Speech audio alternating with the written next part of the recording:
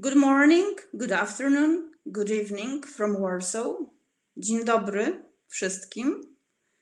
Everybody welcome from Warsaw, from Poland. My name is Marta Rzeźnik. I'm the Warsaw guide, art historian, but the background and the traveler. And I'm going to present you some information about Poland. Surprises in history and culture. This is the title, but in reality, we are going to speak about some elements of the Polish culture and the Polish history that would explain to you the surprises in our country. Polish pierogies, Polish kielbasa, and Polish vodka. Exporting Polish culture that became a trademark would be a question mark. Are all the elements mentioned over here, pierogies, kielbasa, and vodka, are real Polish? You're very welcome to ask the question. I do ask you to write them in the chart available, and after my presentation is completed, I'm going to answer them. So what are all of the things that Poland is associated the most with? Polish pierogies, Polish kielbasa, and Polish vodka. As you are going to see in the next slide, this is how pierogies looked like. Pierogi is simply a Polish name, and this is plural for something that they are well known as pierogies, if they are known and made by the Polish emigrants all across the world. In reality, the proper pronunciation written in the brackets over here is pierogi, and pierogi is simply a type of pasta that is stuffed with fillings. On the right-hand side of the slide, you can see pierogies being prepared for the final procession, for the final process of being cooked in the boiling water. This is how they look, not ready yet for the consumption. To the left-hand side, though, you can see them much nicer, served on the plate with a little bit of the crispy onion. Our pierogies are only the way they look over here, and are they really Polish? This would be explained nextly, as the next slide that you can see different types of pierogies. To the left-hand side, very small ones that in Poland are called uszka, which means small ears, and in reality they are just the size of the fingernail. Very often they are served as a part of the Christmas Eve dinner that is celebrated in Poland on the 24th of December. And you can see them served in as the companion of the soup, red borscht, on the bottom of the slide on the right hand side. But in reality, pierogies in Poland can be either the main dish, and these pierogies are usually stuffed with some salty filling, or they can be served as a dessert, and at that point you can prepare them with fruits. The most common one would be blueberries and cherries, but in some regions of Poland you can see them as well made, or you can try make them with the poppy seeds. How the preparation process looks like, you're going to see nextly in the next slide. All you need to do is to take flour and water and simply mix them together. Some cooks would add an egg to this pasta. You need to process the dough in a very smooth and soft pasta, and then roll it into the flat and cut them. There are many schools of doing it. Some would do the squares, cutting with the knives, but the most popular thing is to take a cup or a drinking glass, and you can cut them as it is shown in the image. We are so proud in Poland of pierogies that in reality we have as well the festival of pierogi. It is celebrated in Krakow, the cultural capital of Poland. And as a surprising information, I can tell you that in 2007, 30,000 pierogies were eaten within one day. Pierogies can be stuffed with different types of fillings. The most common one in Poland are the ones stuffed with meat, with cabbage, or with mushroom. You can as well mix these three ingredients in different consistency and do them as well. But the most popular one all across the world are the ones that are stuffed with fresh pork, minced and boiled before potatoes and fried onion. In reality, across the world that are called Polish pierogies. But in Poland, if you would like to be served this type of pierogies, you need to ask for the Russian pierogies. In reality, Russian pierogies is the mistranslation of the old type of the Polish word ruskie pierogi that should be translated to Ruthenian, but they are not. So in order to eat something that all across the world is called Polish, in Poland, you have to ask for Russian. The very first time when the pierogies were documented as sold in United States of America was in Ohio, in Martin House Tavern in Cleveland in 1928. Pierogies were sold. In reality, the alternative names for pierogies are pierogi, piroghy, pyrochy, warenki, wareniki, pierogi, and in reality makes it being famous as a part of the Eastern and Central European cuisine. As you will find soon in the next slide, pierogies arrived to Poland already in 13th century. And in reality, in Poland, they do have as well a saint patron for pierogi, is Hyacinth of Poland, a monk that, according to legend, brought it from somewhere in the Far East, probably China, and he is believed to kill the hunger of the people in the area of old Poland, serving them these pierogies. So therefore, in Polish, Święty Jacek Odrowąż, Saint Hyacinth in English, became a saint for pierogies. The first recipe for pierogies that appeared in the cookbook was in 1682 already, and it was Compendium Ferculorum by Stanisław Czerniecki.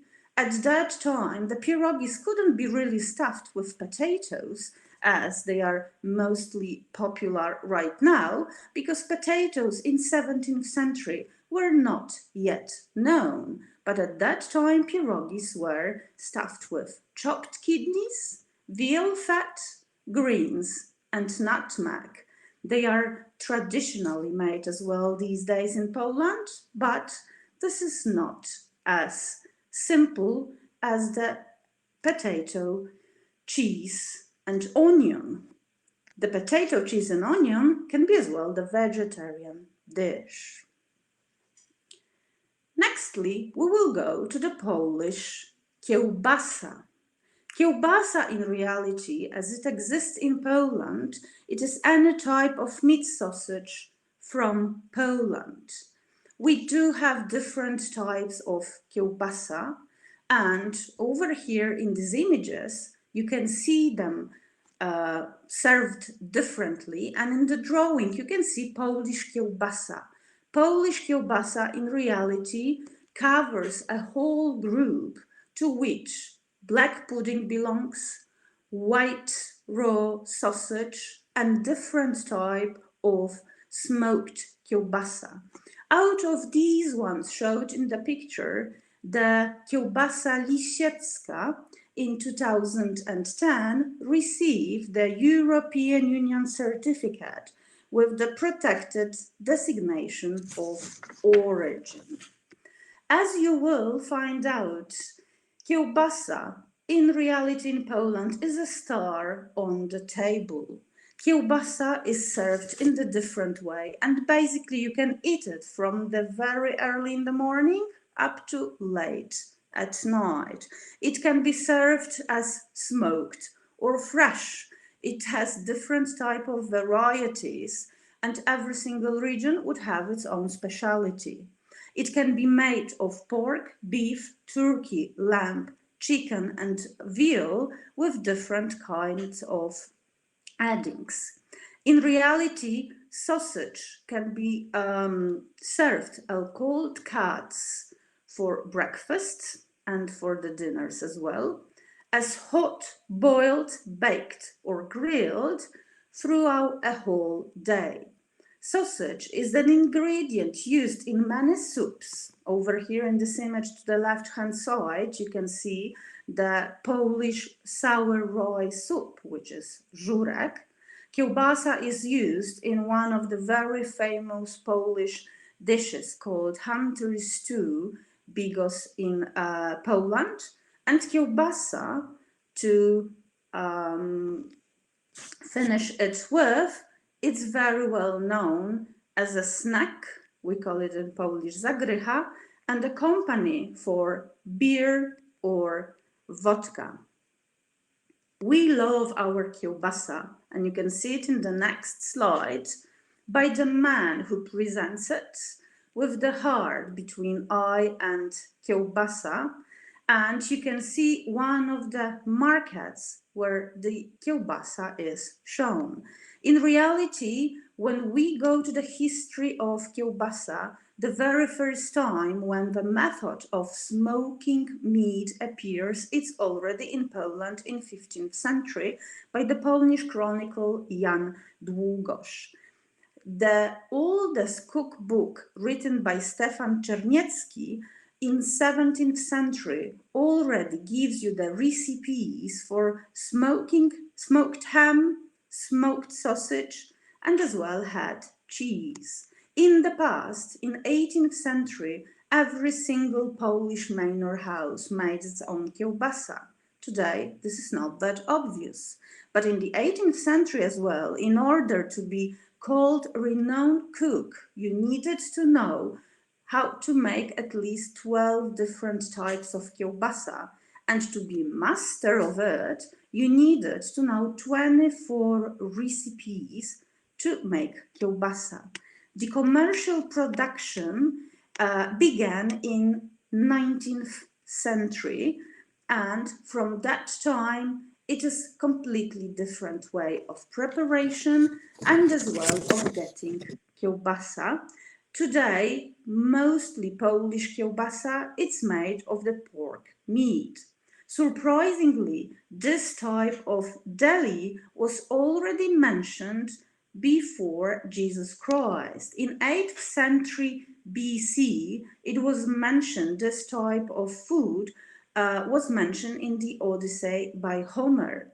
And as well, the person from the Roman Empire times that is believed to write the first cookbook, Cellius Applicus, mentioned as well sort of the sausages that were eaten by Romans. The word itself, kielbasa, derives from the old Slavonic word kielbasa, and it means something puffy and convex. Some of the people would say that the word derives from Turkish word kulbasti, which means grilled roast, but this type of the explanation in reality is unsolved. If we go to the next slide, we would see something that doesn't need to be introduced too much. In reality, we see the image of the bottles of vodka. Żubrówka is the third vodka most popular seller in the whole world, with about 77 million liters yearly sold, and is on the third position because two others are occupied by Smirnoff and Absolut. Żubrówka, according to tradition, was produced already in Poland in 16th century. Actually, it was produced in the area of Białowieża in the southeast of, in the northeast of Poland, on the path, business path, trading path between Vilnius and Kraków. In reality, the process of production or making żubrówka was long and very difficult, so mass production started only in 1928. The traditional one is the bottle in the middle that has the very pale yellow color. And in reality, this pale color derives from numbers of herbs and seasonings that are used. But the most surprising thing is that inside the bottle, there is a leaf of grass. The vodka is called żubrówka, and the name derives from the mammal that was present in the forest at that time in 1600s. It is called żubr. You can see it as well in the image of the bottle. Today, if we do want to translate the name żubrówka in English, it's bison or the bison grass vodka. The bisons were reintroduced in the National Park of Białowieża, and today, if you visit the park, you can as well see the bisons, and in the nearby vodka factory in Białystok, you can as well purchase that vodka. In reality, from 2013, the vodka factory in Białystok, Polmos Białystok, is owned by Russian Standard Corporation. The other vodkas that appear in the list of the best sellers are occupying the position of 12, 13, and 23, and they are Krupnik, Soplica, and Żołądkowa Deluxe. What is really Polish vodka would show you the description in the next slide. In reality, Polish vodka, or the name, the word Polish vodka, is connected with the fact of claiming that name by Polish during the accession treaty to European Union in 2004. In 2006, the Polish government passed a law that described detailedly what the word Polish vodka means and when it can be used, and it was amended in 2013. So in reality, Polish vodka is a national product of Poland, and it needs to be made from either of 5 grains: rye, wheat, triticale, sheep or barley, or grown potatoes. Another criteria is as well the fact that a single part of the process of production of vodka needs to be made on the Polish soil. The only thing that can be done anywhere else is the bottling process. All of the ingredients must be locally grown. Polish vodka became a national product as Scottish whiskey, that became the national product in 1909, as French champagne, that became the national product in 1911, as American bourbon, that became a national product in USA in 1964, and today we can proudly say that is the first producer in Europe. Poland is the first producer of vodka in Europe. 3 vodkas can be named Polish because they fulfill the criteria. It's Wyborowa, that is made from the rye, Luksusowa, that is made from potatoes, and Pantadeusz, which is made from grain. In reality, we have different types of grains, as you can see, so not all Polish vodka is made from potatoes. As well, in Poland, we produce the most expensive vodka that is called Diaka. In reality, the filtered process in Diaka is through the pieces of diamond, and the bottles in which it is sold, it is made of the crystal Swarovski crystal. That's why it makes it so expensive. When we go to the next slide, you would find out that what makes vodka to be called vodka is at least 40% of alcohol by volume in it. The European Union established minimum alcohol on the level of 37.5%, but in reality, in Poland, we do have the vodkas which are stronger, and I'm not talking about the pure spirits. There is as well Śliwowica plum vodka produced in the area of the southeast of Poland, Śliwowica Łącka, with 70% in it. Vodka is a success. We know about it. And as success has many mothers. As you can see, there are 3 countries that would claim that this is the national product: Poland, Russia, and Sweden. When the race for using vodka word in one country began, it was the time of 1978, when Poland for the very first time in the world announced that vodka was invented in Poland and only Polish vodka can use the word vodka. In reality, very soon at that point, Russian tried to prove that it was the first national drink of Russia. And the professor William Pochłopkin was asked, and in reality, after doing the number of the researchers, it turned out that the first really document that described the presence of vodka, both as the presence there as in the production, it was in Russia. Let us get to the next slide though, and you would see that for the very first time, the word vodka, wódka in Polish, which is a diminutive form of the Slavic word water, woda in Polish, but as well in other languages, it appeared in 1405 in the Palatinate of Sandomierz when the area was purchased. At that time, though, the word wódka did not describe the beverages because wódka was reserved for medicine and the cosmetics.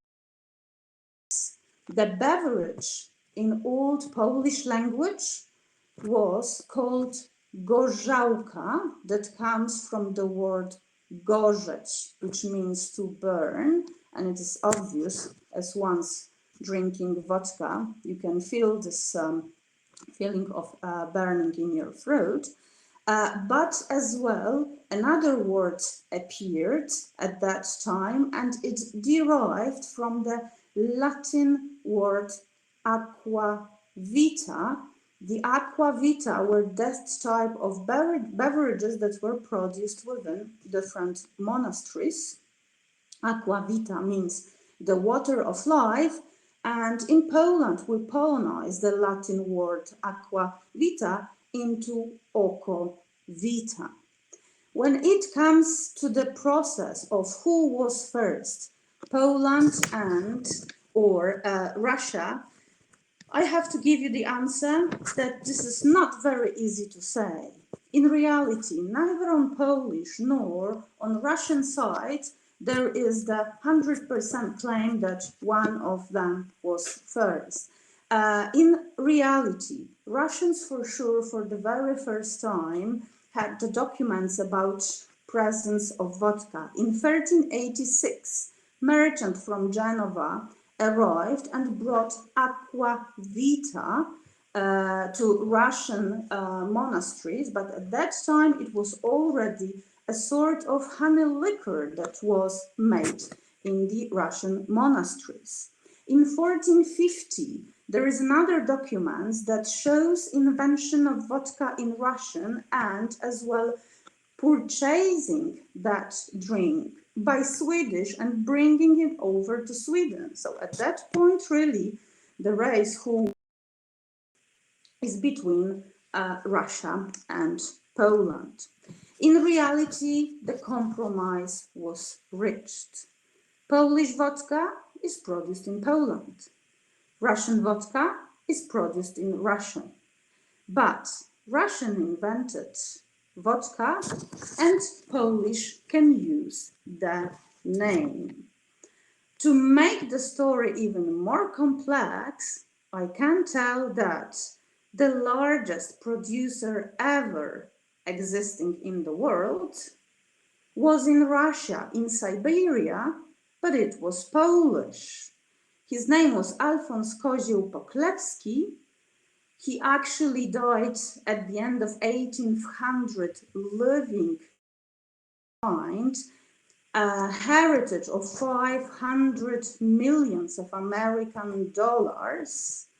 The Bolshevik Revolution nationalized everything what Poklewski did in Siberia, but in 90s, a private proprietor purchased it, and in honor of Poklewski, that was called the King of Monopoly, the General of Vodka. From 1995, vodka called Poklewski is produced in Russia.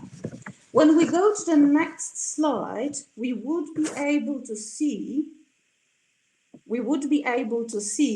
that for the very first time, Stefan Falimisz, already in 1534, in his works on herbs, said that vodka could be served to increase fertility and awaken lust, however it may sound. And at that point, he as well showed that there are 72 different flavored vodkas.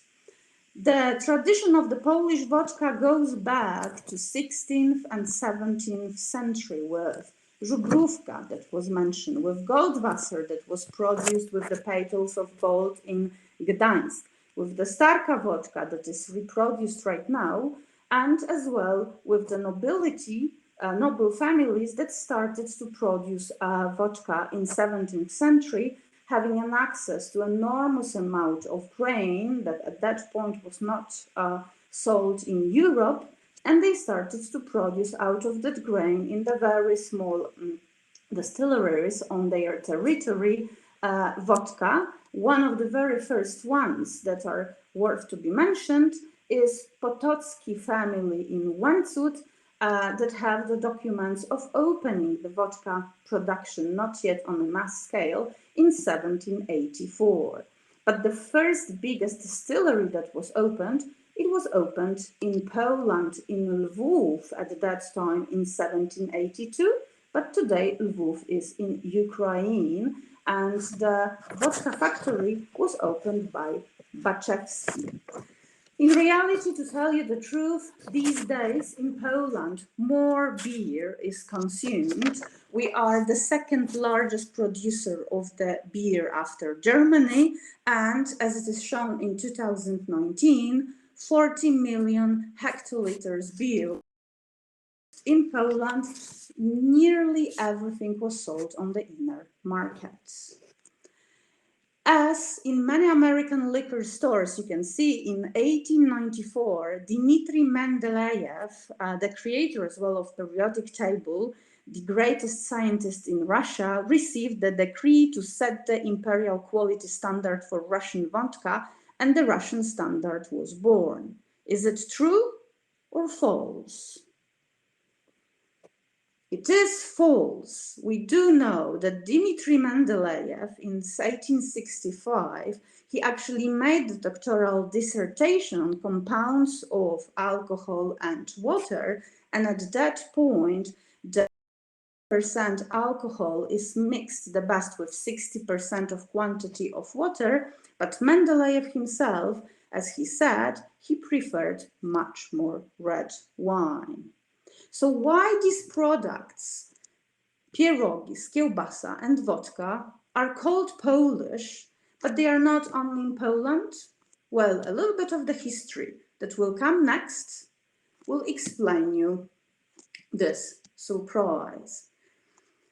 Poland today and in the past would show you different maps. In reality, in the image right now, in this map, you can see Poland, and this was the part of the huge kingdom that covered over 1 million square kilometers, and it was called Kingdom of Poland and the Great Duchy of Lithuania, and it existed over 200 years.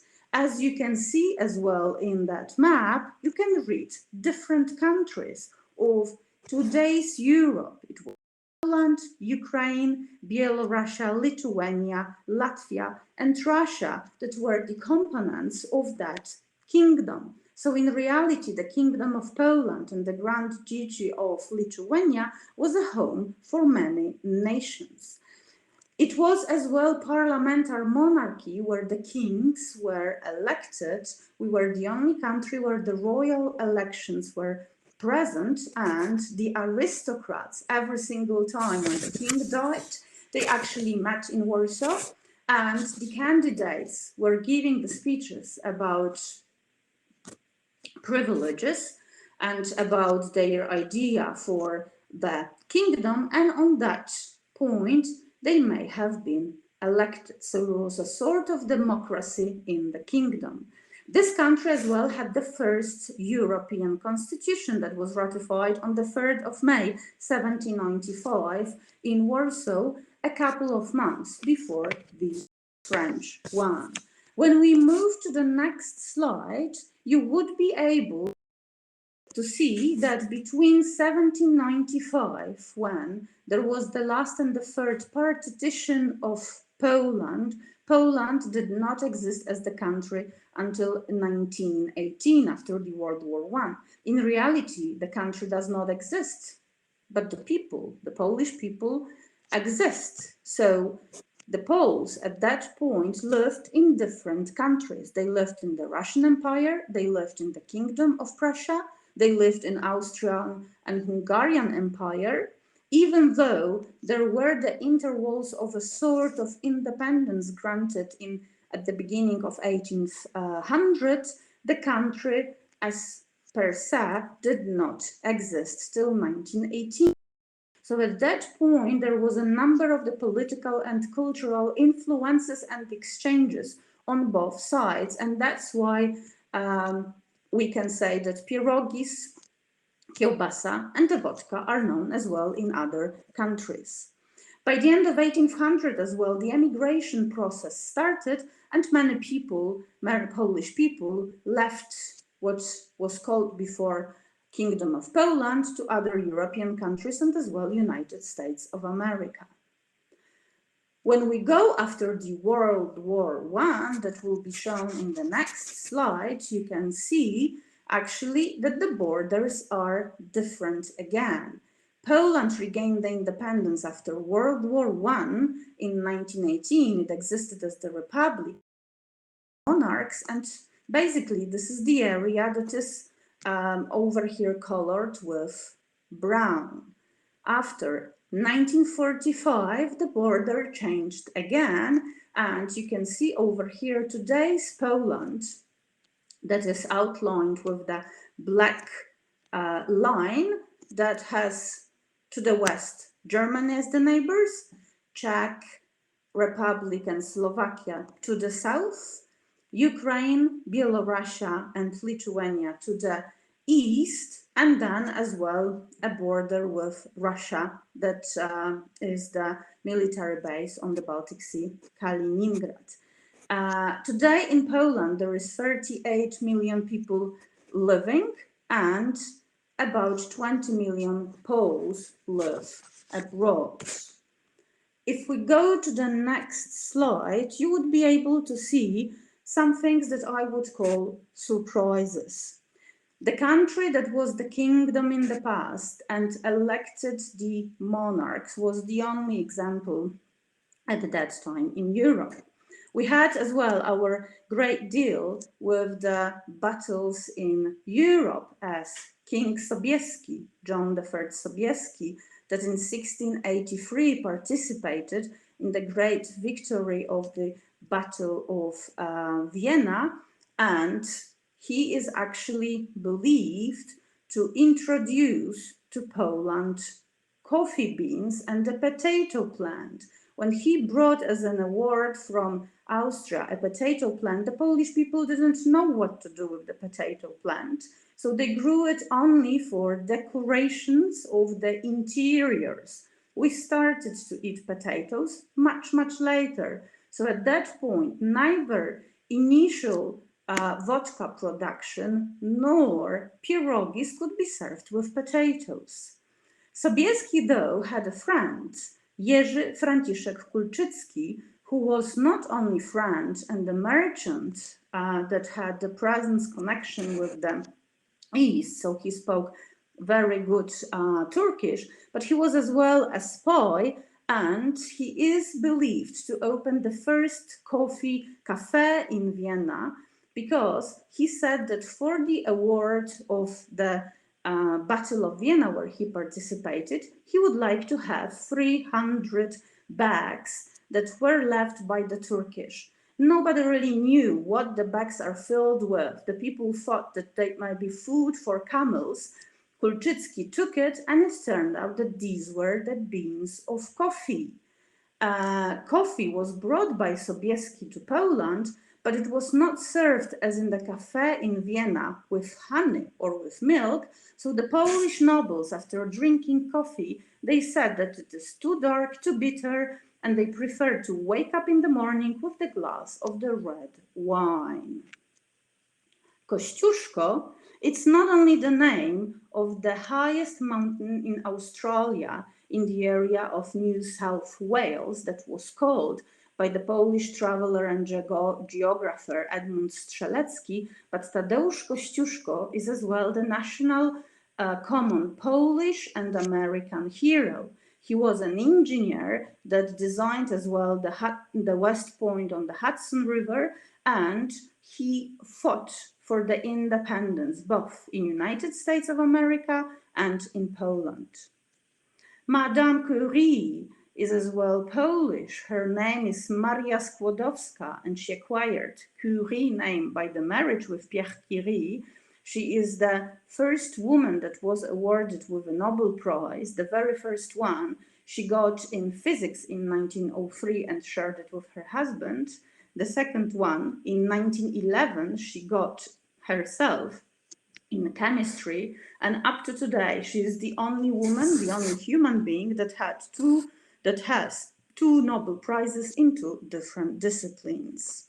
Frédéric Chopin, though, had a father that arrived from France, hence the name Chopin. He was a great composer, and he surprisingly is buried in two places. When he was dying at the age of 39 in Paris, he expressed the wish to be buried in Père Lachaise in Paris, and this is where the body rests in peace, while the heart was removed and it is buried in Poland in one of the Warsaw churches in St. Cross Church.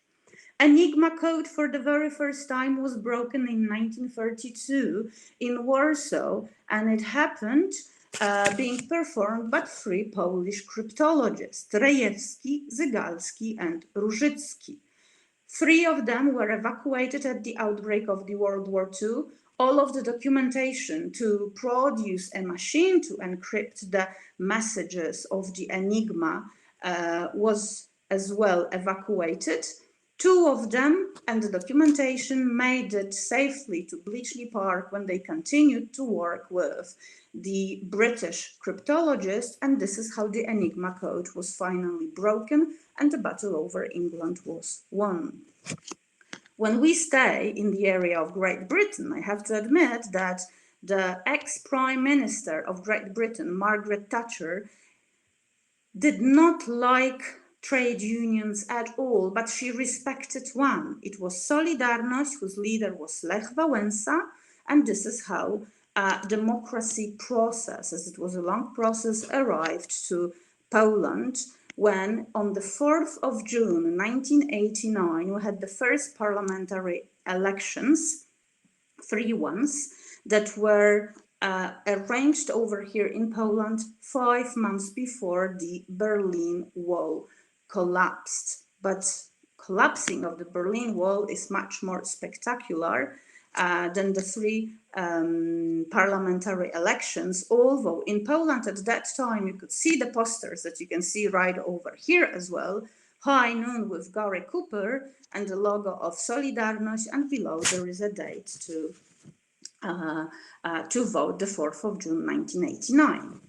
And if we go to the very last slide, I would ask you if we really can speak about Polish pierogies, Polish kielbasa, and Polish vodka. Yes, we can, but only when they are produced in Poland or made by the Polish people.